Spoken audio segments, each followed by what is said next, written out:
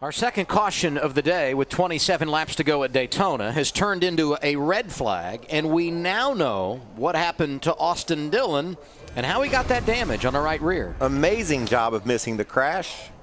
They come to slow down to stop for the red flag, and you can see the yellow car right there on the back of the screen. Austin pulls up to stop. Yellow car doesn't.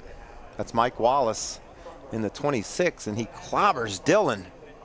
He also hit that car that's right behind the 42 a little bit there with his on the left side door. So, top 10 finish for you. Great night for you. We were looking at some debris possibility coming out of your car, roll bar padding, anything like that going on? Not that I'm aware of. We had a good run tonight. We broke a diff late in the race and had a shot at probably better finish than 10th. So I'm pretty happy with the run we had tonight. And we're looking for, okay, Rob, we're showing it now here just so you can get a look at it. Can you guys run it back one more time because we didn't have it right in here. There you go. I'm messing up his hauler here. Robbie, there's your car. Does this what'd you see? Back it up one more time, guys. We just get Robbie to get a good look at this. Keep going. Keep going back. Back, back, back, back. We just want you to take a look because we're trying to figure out. It may have been something you ran over as well. Might have been something I run over because I definitely didn't throw anything out the window, so I don't know. Okay, we appreciate it. Top 10 run for you tonight, though. Yeah, let's roll it out and check it out. Looked like it came out from the back of the car, actually. Back in Richmond International Raceway, you think Jack Sprague was hot? Take a look. He lights it up here. Flames and fire from beneath his Net Zero Chevrolet. And listen to these fans. He has basically set the rear of the truck on fire, trying to get the victory lane. Doc, I call that a burnout. Now that, my friends, look at the scorching in the back of the truck. And Sprague, on top of all that, had gone to the wrong victory lane. It's the only thing he did wrong all night long. Freaking awesome.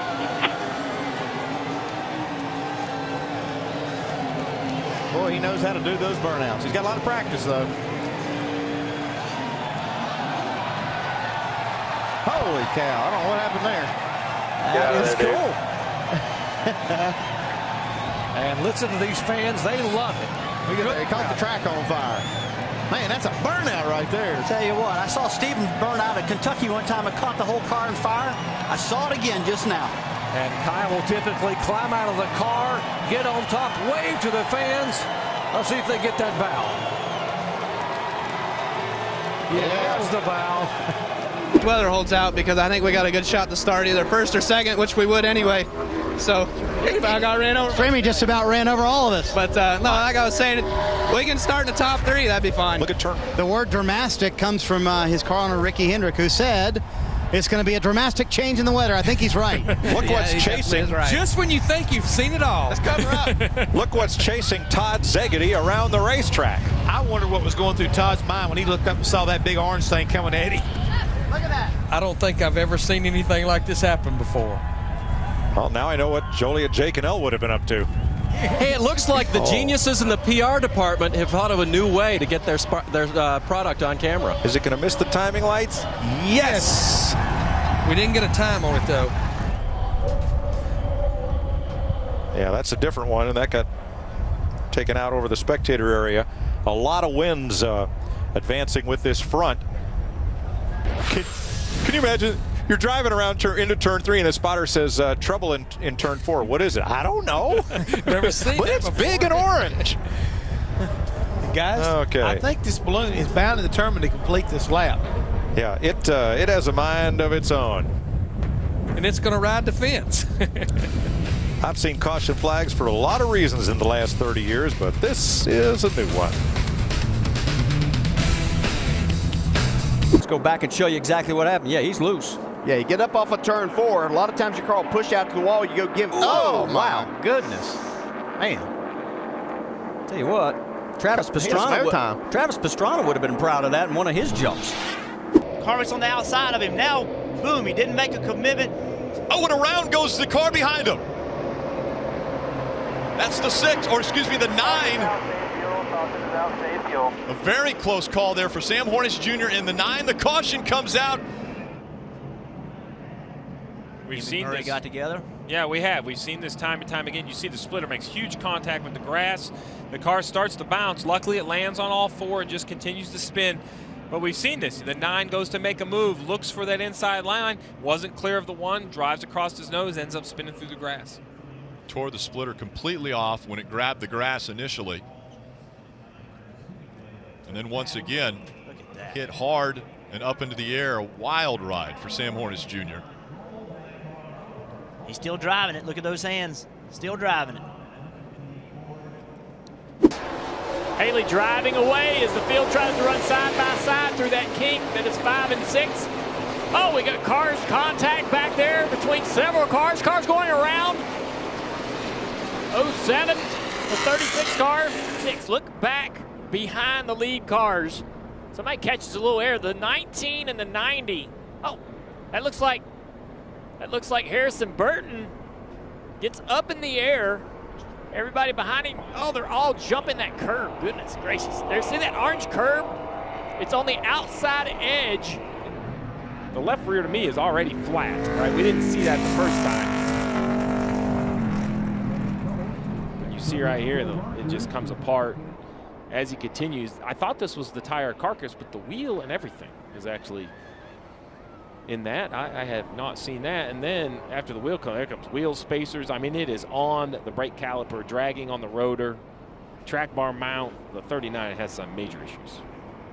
It'll cost him some spots, and it's going to cost him another. Whoa, look out! One car spinning further back and off the course as everybody will slide by everybody. Trying to check up. Another car in trouble. That's Chris Wright. He'll go off course as well.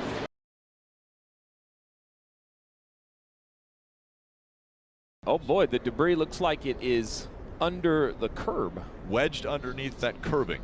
Yeah, so during this last stage break, first of all, Indianapolis Motor Speedway completely prepared because they went out and repaired this curb. There was some damage. It looked like a splitter had gotten underneath. That is a metal curb. They went out, cut it a little bit, and welded it, repaired the curb in that area. So we didn't show it because they did such a nice job. It didn't even delay the restart of the stage, but you see right there the debris that is now underneath the curbing. Briscoe in the 14, and William Byron gets by Kyle Larson in the 24.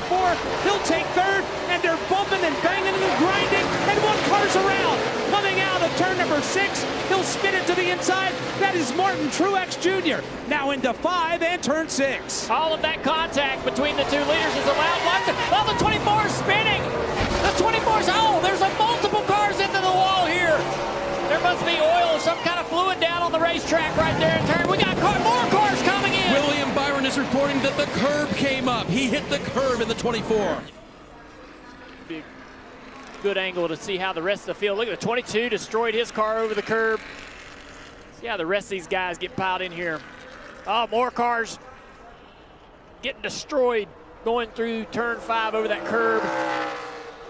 Unbelievable. There's the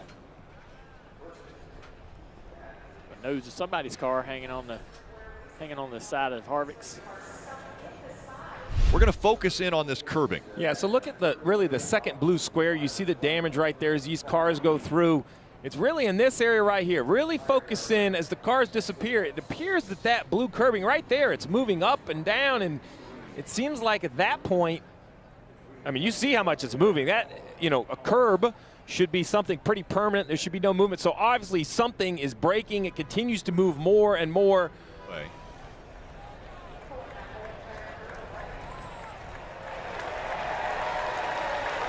See the damage to the dark blue square rectangle there, where it literally peeled the metal up and back when those cars were coming through. Briscoe with him in second. Here comes Matt DiBenedetto. He wants third, but he's got to get around A.J. Allmendinger to do it. Bubba Wallace off course.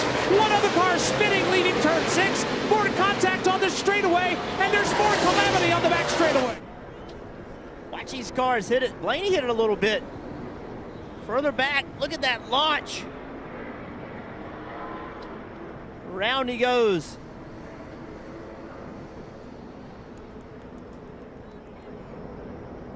Crazy.